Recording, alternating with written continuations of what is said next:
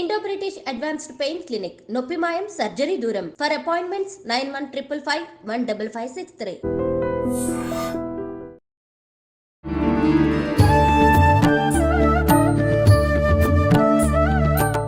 నమస్కారం, welcome to I dream.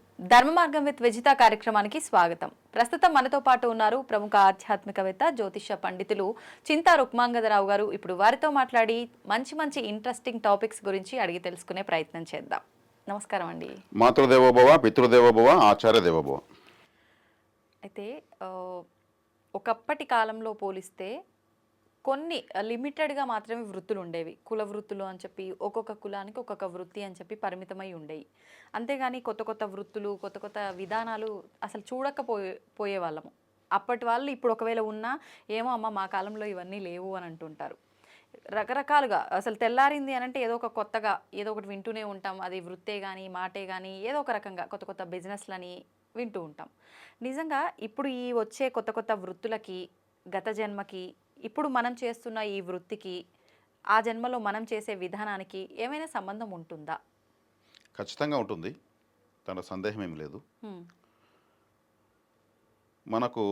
మనం ఎలా బతకాలి, ఎక్కడ పుట్టాలి, ఏం చేసి బతకాలి అనేది దాన్నే తలరాత అంటారు. ఆ తలరాత ప్రకారమే జరుగుతుంది. ఎంతకాలం ఇక్కడ ఉంటాము అనేది కూడా అది ఎక్స్పైరీ డేట్, అంటే ఆయుష్ అంటారు. కాబట్టి ఈ వృత్తులు ఎలా గత జన్మలో నిర్ణయించబడతాయంటే, ఇప్పుడు మనం చూస్తూ ఉంటాం, చిన్న పాప అనర్గళంగా సంగీతంలో పండితురాల్లాగా పల్లిస్తూ ఉంటుంది. అవును అవును, వితౌట్ ట్రైనింగ్. ఆ వయసులో బొమ్మలతో ఆడుకోవాల్సిన వయసులో ఒక చిన్న పిల్లవాడు మ్యాథమెటిక్స్లో సొల్యూషన్స్ అన్ని సాల్వ్ చేసేస్తూ ఉంటాడు. ఆ వయసులో అతను బిస్కెట్లో చాక్లెట్ కోసం మారం చేయాల్సిన వయసులో. ఒక చిన్న అబ్బాయి కనిపించిన ఇంట్లో పాత్రలన్నింటిని ఎత్తుకుని అతను మ్యూజిక్ కొడుతూ ఉంటాడు, కనిపించింది అన్నది ఎత్తి ఏదో ఒక క్రియేటివిటీ చూపిస్తూ ఉంటాడు. అందుకు చూసిన వాళ్ళు ఏమంటారంటే, గత జన్మలో ఇతను ఒక మ్యూజిక్ డైరెక్టర్, గత జన్మలో ఈ అమ్మాయి ఒక విద్వాంసురాలు, అందుకే అటువంటి శ్లోకాలు అని చెప్పగలుగుతుంది. గత జన్మలో ఒక అబ్బాయి మంచి డ్యాన్స్ చేస్తాం, డ్యాన్స్ పోటీలు చూస్తుంటాం, చిన్నపిల్లలు వచ్చి చాలా సీరియస్గా నాకు తెలియని విద్య ఇది అనే విధంగా ఫేస్ రీడింగ్ అంతా కూడా పెట్టి హై మెచ్యూర్డ్గా డ్యాన్స్లు వేస్తుంటారు. గత జన్మలో వాళ్ళు చక్కగా మంచి డాన్స్ ప్రాక్టీస్ చేస్తుంటారు, నా జీవిత లక్ష్యం ఇదే అనేసి. ఇక్కడ బాడీ తీసుకోగానే ఆ సంస్కారము లేదా ఎనర్జీ అది అట్లే కంటిన్యూ అవుతుంది. ట్రైనింగ్స్ అంతా గత జన్మలో అయిపోయినాయి, ఇంకా దానికి కొత్తగా ట్రైనింగ్ అవ్వాల్సిన అవసరం లేదు. ఫర్ ఎగ్జాంపుల్ మనకు మహానుభావులు అబ్దుల్ కలాం గారు ఉన్నారు. ఆయన ఆ జన్మ బ్రహ్మచారి. మరి ఆయన ఎప్పుడు పెళ్లి చేసుకునే ప్రయత్నం కానీ సంసార జీవితం గురించి కానీ ఎప్పుడు ఆలోచించలేదు.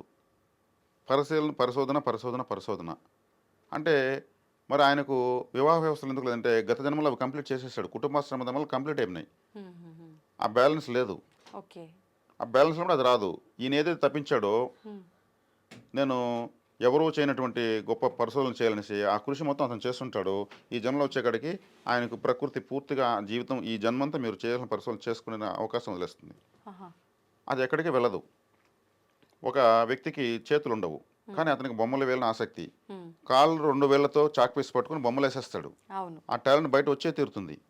మరి ఆ సాధన చేతులతో ఎప్పుడు చేస్తాడో కాళ్ళతో ఎప్పుడు చేస్తాడో తెలియదు, గత జన్మ సాధనే. కాబట్టి గత జన్మలో మనం ఏదైతే మన శ్రీకృష్ణుల వారు చెప్పినట్టు అంత్యకాలం ముందు ఎవరు నన్నే స్మరిస్తారో వాళ్ళు నన్నే చేరతారో అన్నాడు. దానికి డీకోడ్ చేస్తే అంత్యకాలం ముందు ఎవరైతే ఏది ఎక్కువ తలుచుకుంటూ చనిపోతారో వాళ్ళు మరజన్మలో దాని నుంచి అక్కడి నుంచి కంటిన్యూ అవుతుంది వాళ్ళ కోరిక. అంటే చివరి రోజుల్లో వాళ్ళు ఆ జన్మంతో చేసినటువంటి సాధన, అయ్యో నేను ఇప్పుడు చనిపోతున్నాను, మరి ఇదంతా ఎలా, నాకు అర్ధాంతరంగా ప్రాక్టీస్ ఆగిపోయింది, లేదు నా ఆస్తి పోతా ఉంది, లేదు నా ఇది పోతా ఉంది అనుకుంటూ పోతే తిరిగి అక్కడికే అది వస్తుంది. అదే భగవంతుడు చెప్పింది, నన్నే స్మరిస్తారంటే వాళ్ళు ఏది స్మరిస్తారో దానికే వచ్చి కనెక్ట్ అవుతారనేసి. ఒక ప్రభుత్వ అధికారి, అతను ఆ ప్రభుత్వ అధికారంతో మదంతో ఒక 5 ఎకరాల పొలంని కబ్జా చేస్తాడు. తెలివిగా కబ్జా చేసి దాన్ని ఇంకా నాదే అనిపించుకుంటాడు. నేను ఈ అధికారంలో ఉండగా, ఉద్యోగ వృత్తిలో ఉండగా ఓ 5 ఎకరాలు సంపాదించేసాను, అది అన్యాయంగా సంపాదిస్తాడు. కానీ అతనికి అనుభవించేదానికి ఆస్కారం ఉండదు. కానీ చనిపోతే నా ఆస్తి అనుకుంటూ చనిపోతాడు. సంపాదించేశాడు, అనుభవించలేకపోయాడు కదా, అది అతను ఎంతో కష్టపడ్డాడు ఆ ఫేక్ డాక్యుమెంట్స్ లేదా ఏదో చేయడానికి. అదే తప్పిస్తూ చనిపోయాడు. ఇప్పుడు అతను ఆ ఆస్తి ఇక్కడికి రావాలి కదా, అవును. నేను చెప్పిన దాని ప్రకారం. అవును. కానీ అతను అక్రమంగా కదా సంపాదించాడు. ఆ! ఆ!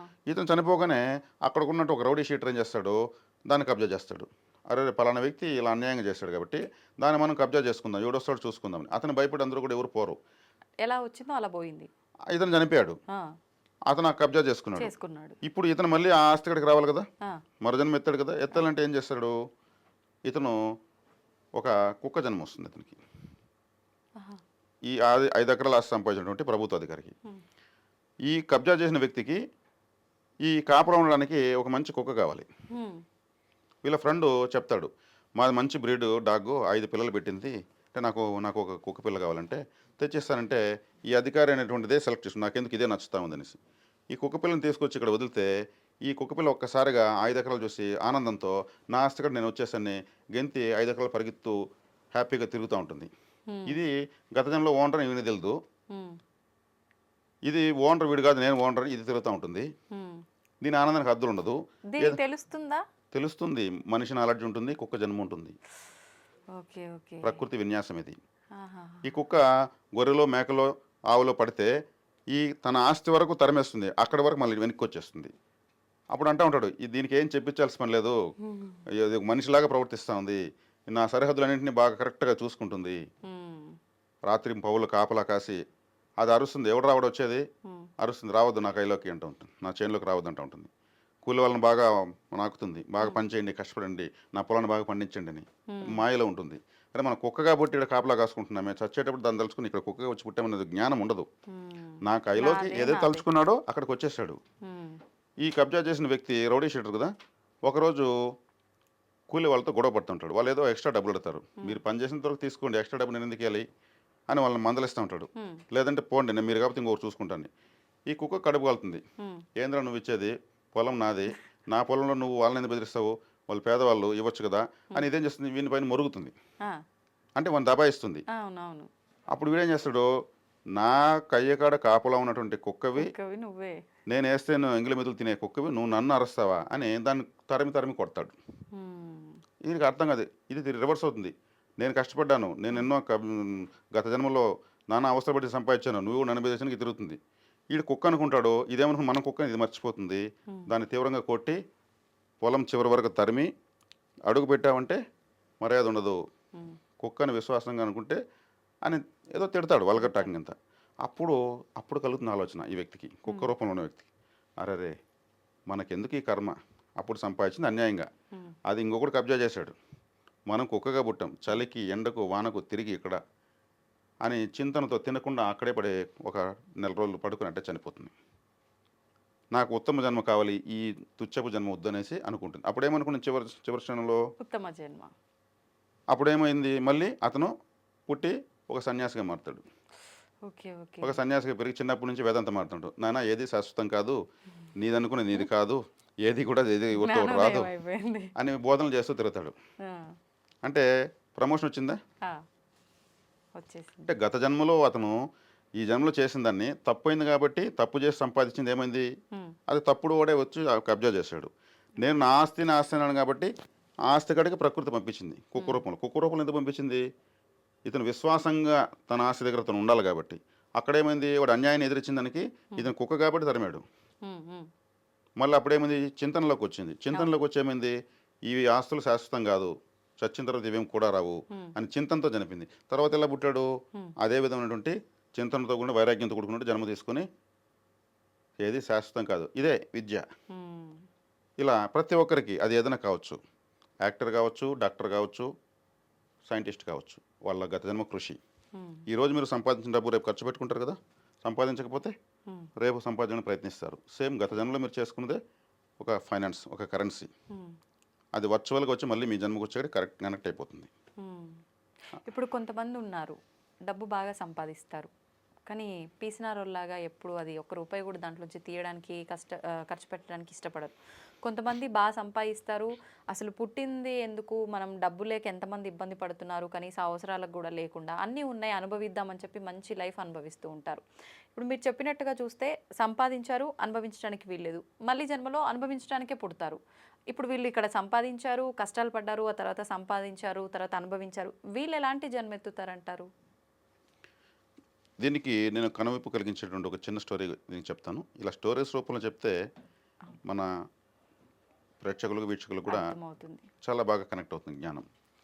ఒక వ్యక్తి నాగలెత్తుకుని పొలం దున్నుతున్నాడు. ఒక పేద రైతు. హ్మ్. చాలా నిజాయితీపరుడు, హ్మ్. నిస్వార్థపరుడు. ఆయన దున్నుతూ ఉంటాడు. నారద మహర్షి అలా గాల్లో వెళ్తూ ఉంటాడు. హ్మ్.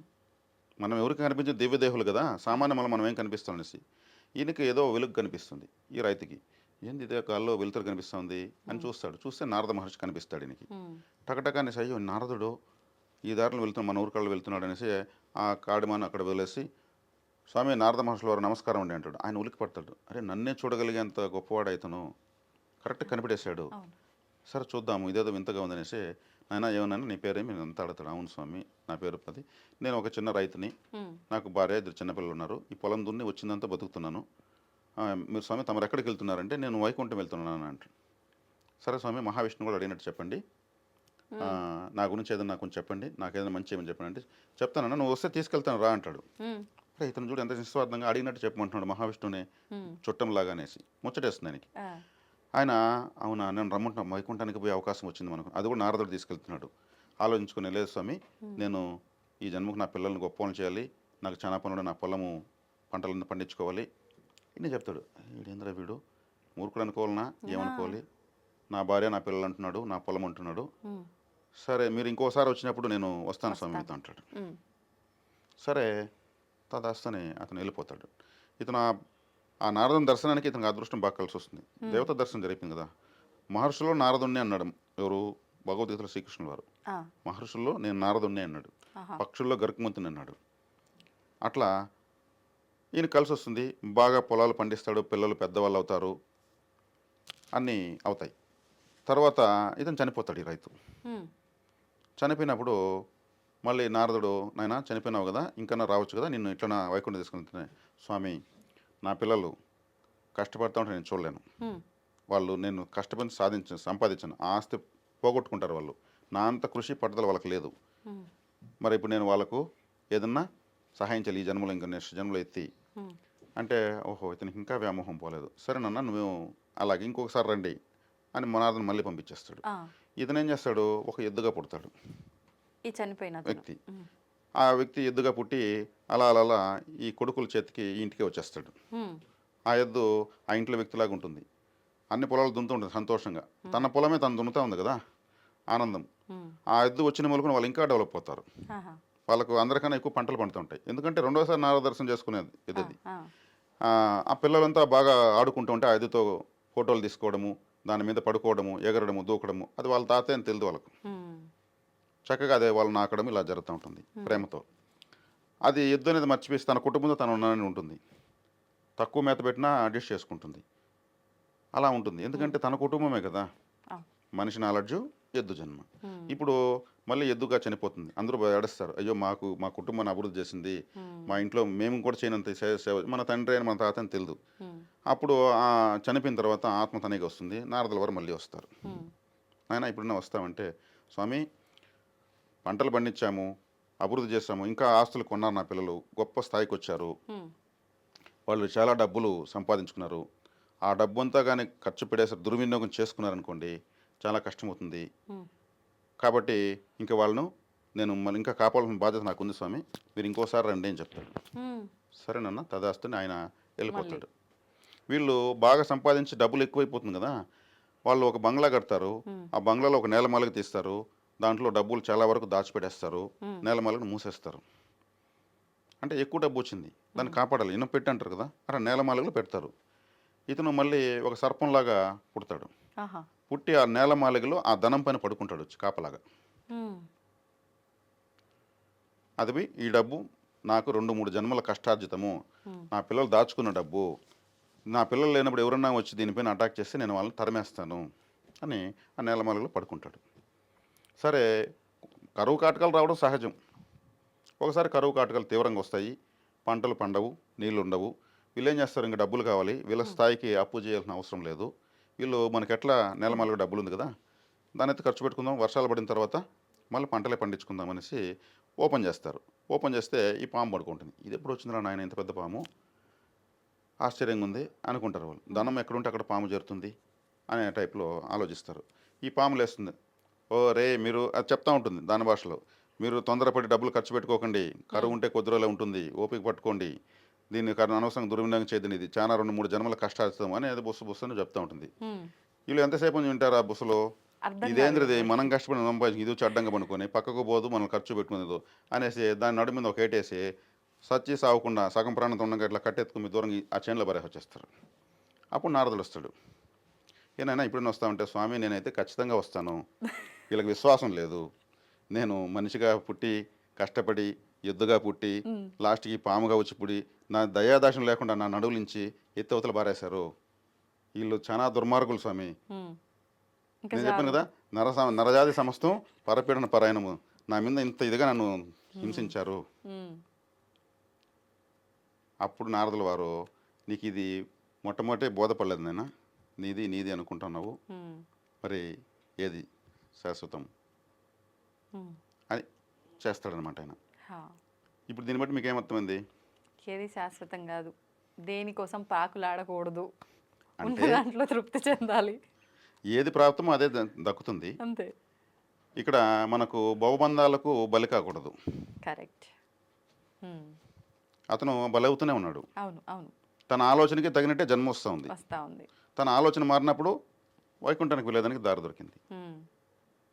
కానీ అందరికీ ఇలాంటి అవకాశం వస్తుందంటారా? ఇది ఒక వారి వారి ఉదాహరణ. స్థితిగతులు తగినట్టు ప్రకృతి వాళ్ళని హెచ్చరిస్తూనే ఉంటుంది, దాన్ని పట్టుకోరు.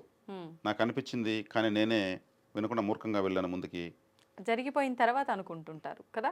ముందుగా కూడా తెలుస్తుంది, అట్లా కాదని అధిగమించి వెళ్తారు. నేను చెప్పాను కదా లిటిల్ మైండ్ అని, ఈ లిటిల్ మైండ్ ప్రతి ఒక్కటి చెప్తుంది. హెచ్చరిస్తుంది. ఇప్పుడు మీరు అన్నట్టుగా నిజంగానే మనసు ఒకటి చెప్తుంది, బుర్ర ఒకటి చెప్తుంది, బ్రెయిన్ ఒకటి.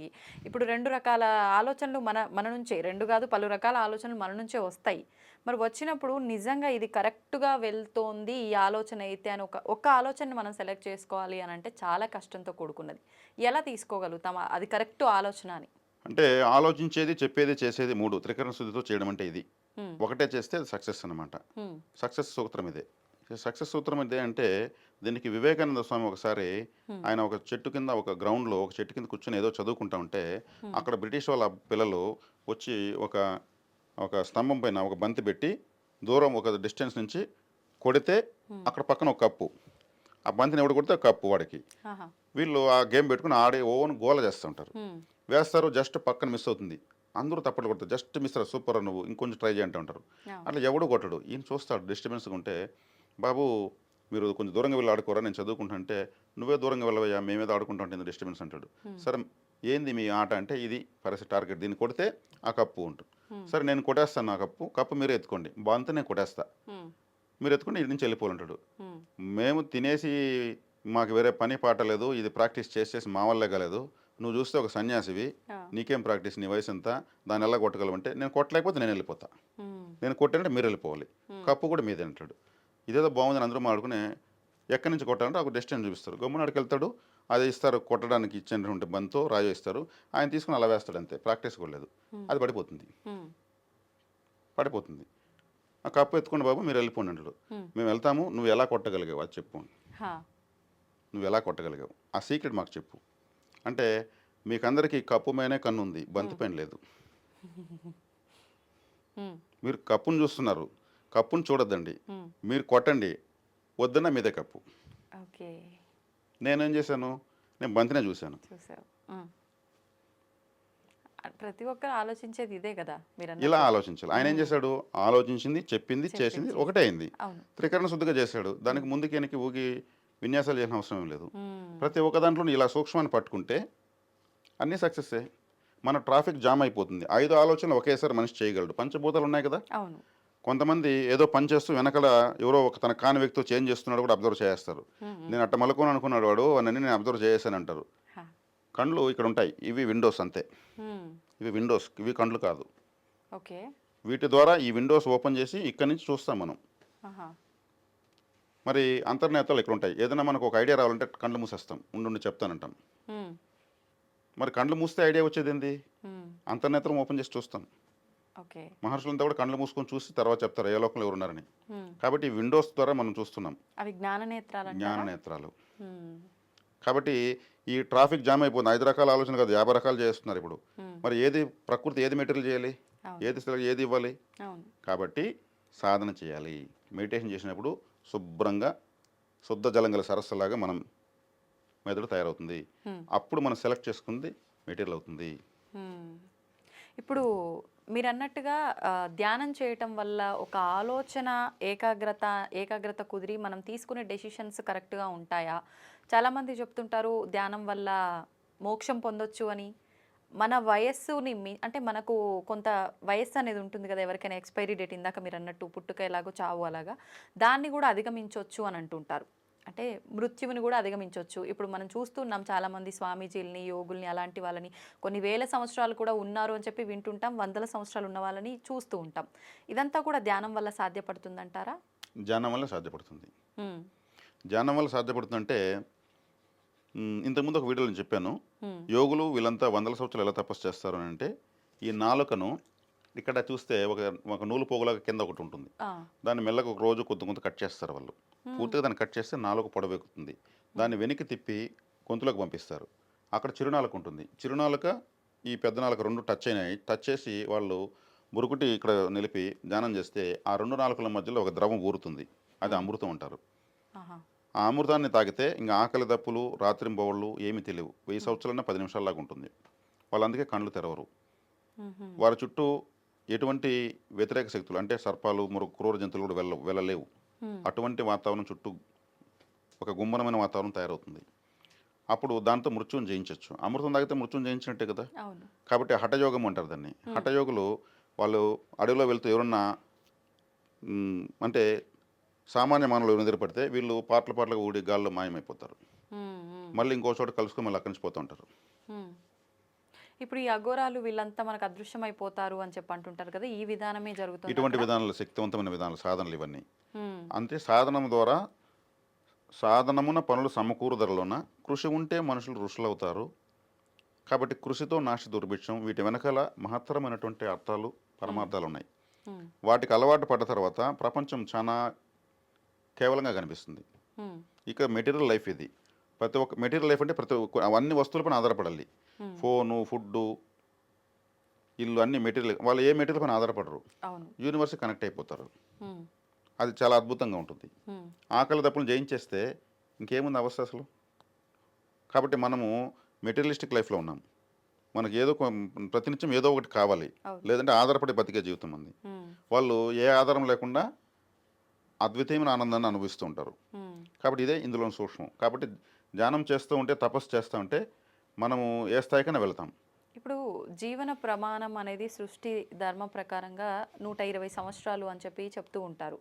మరి 120 సంవత్సరాలు అది సృష్టి ధర్మం అయినప్పుడు ఇది వీళ్ళు ఇలా సాధన చేయటము, దాన్ని అధిగమించి వాళ్ళు కొన్ని వేల సంవత్సరాలు అలాగే ఉండటము, వాళ్ళు త్యజించాలి ప్రాణాన్ని అనుకున్నప్పుడే త్యజించడము ఇలాంటివి ఇవన్నీ సృష్టికి విరుద్ధం అనబడవా? సృష్టికి విరుద్ధం అనిపించవు. హ్మ్. వాళ్ళు సృష్టిలో ప్రత్యేకంగా గుర్తించబడతారు. హ్మ్. వాళ్ళు తలుచుకునే విధంగా బతకగలిగే విధంగా ర్యాంక్ స్టూడెంట్స్ అంటారు వాళ్ళని. ఇప్పుడు ఒక ర్యాంకు ఒక అబ్బాయికి వచ్చిందంటే తను కాలేజ్ తనే సెలెక్ట్ చేసుకోవచ్చు. హ్మ్.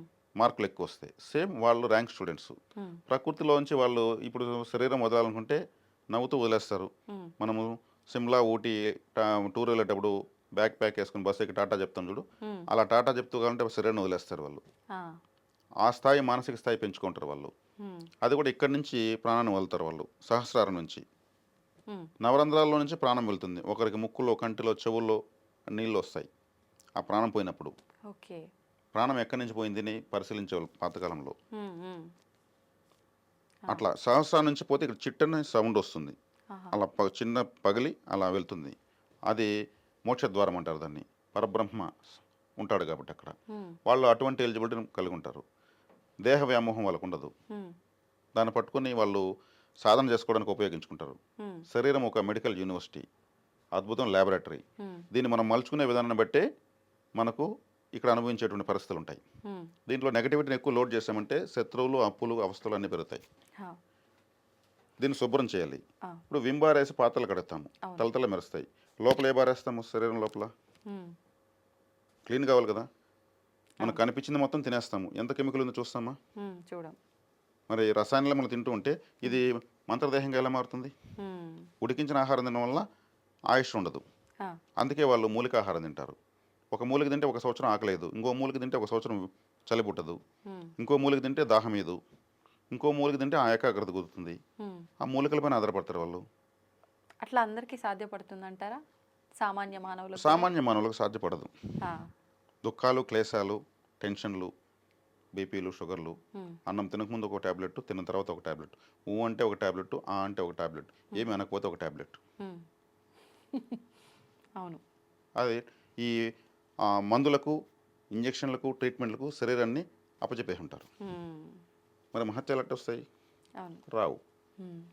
అంటే అతి తక్కువ స్థాయి జీవన విధానము మనుషులది. అంటే ఇక్కడ ఎవరిని కించపరచడం కాదు, మహాత్ములకు, సాధకులకు, యోగులకు ఎలాంటి జీవన విధానం ఉంటుంది, వాళ్ళు కృషితో ఎలా ఆ స్థాయికి వెళ్ళి ఉంటారు, దాన్ని కోల్పోయి మళ్ళీ సహజీవనంలోకి వాళ్ళు ఎలా మామూలు జీవనంలోకి ఎలా రాగలుగుతారు?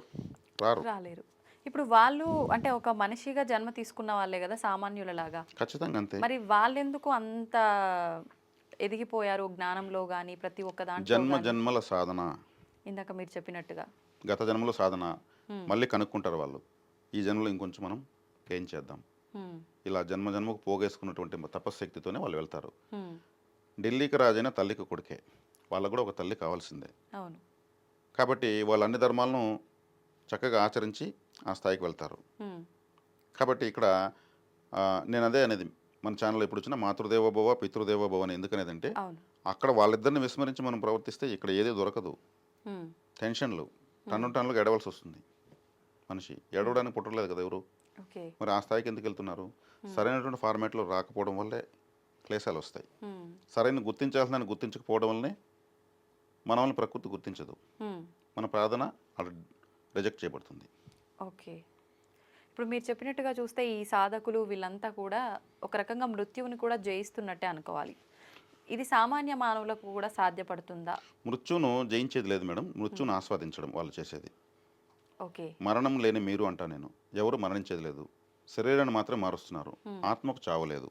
శ్రీకృష్ణ భగవాన్ చాలా క్లియర్గా చెప్పారు, ఆత్మ అగ్ని చేత దహించబడదు, నీరు చేత తడపు జలదు, వాయువు చేత ఆర్పివేయబడదు, ఇంకా శస్త్రము చేత ఛేదించబడదు.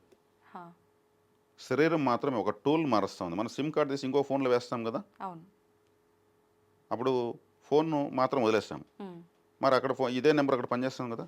సేమ్ మనం శరీరాన్ని మారుస్తున్నాం అంతే. ఈ సింప్లిసిటీ అయినటువంటి సూక్ష్మాన్ని కనుక్కుంటే మనం చచ్చిపోవడానికి భయపడము అసలు.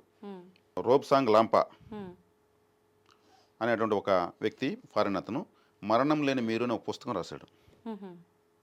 ఆ పుస్తకం 10 పేజీలు చదవగానే నవ్వుతూ ఒక పర్వతం మీద దూకొచ్చు అనిపిస్తుంది, అంత ధైర్యం వస్తుంది. రోబ్సాంగ్ లాంపా అని పేరు, మరణం లేని మీరు. టైటిల్ ఎంత బాగా తీస్తాడు ఆయన. అసలు చనిపోయేది లేదని అర్థమవుతుంది దాంట్లో. కాబట్టి ఇక్కడ ఎవరు చనిపోయేది లేదు, మరణాన్ని ఆస్వాదించాలి అనేదే అసలు జ్ఞానం. దానికి భయపడ్డము అజ్ఞానం. కాబట్టి చనిపోయిన తర్వాత ఆయన ఎట్లా పుడతామని ఆయనే చెప్పాడు, అదే జరుగుతూ ఉంది.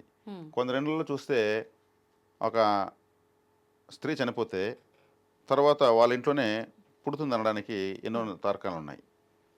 ఆ చనిపోయినటువంటి స్త్రీ ఎలా ప్రవర్తిస్తుందో, ఏ విధమైన అభిరుచులు కలిగి ఉంటుందో, ఆమెకు ఎక్కడ గుర్తులు ఉంటాయో అదే గుర్తులతో ఒక పాప పుడుతుంది.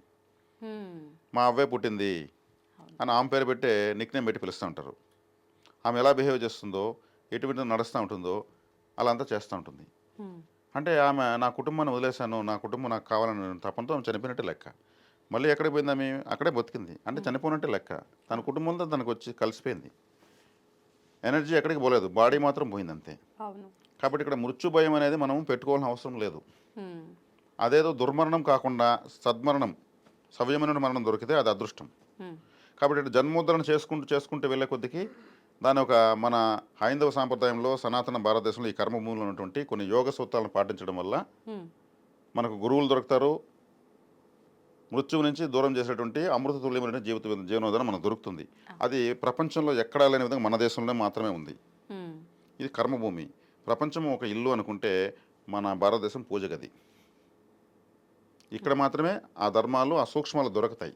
మనం ఇక్కడ పుట్టాం, ఇక్కడ పుట్టి కూడా అందుకోలేకపోతున్నామంటే మనకు ప్రాప్తం లేనట్టే, అదృష్టం లేనట్టే. కాబట్టి మరణం లేని మీరు అసలు మరణమే లేదు, మరణాన్ని ఆస్వాదించమని నేను ఈ వీడియో ద్వారా తెలియజేయదలుచుకున్నాను. ఓకే, సంతోషం అండి, చాలా మంచి విషయాలు తెలియజేశారు. ధన్యవాదాలు. ధన్యవాదాలు.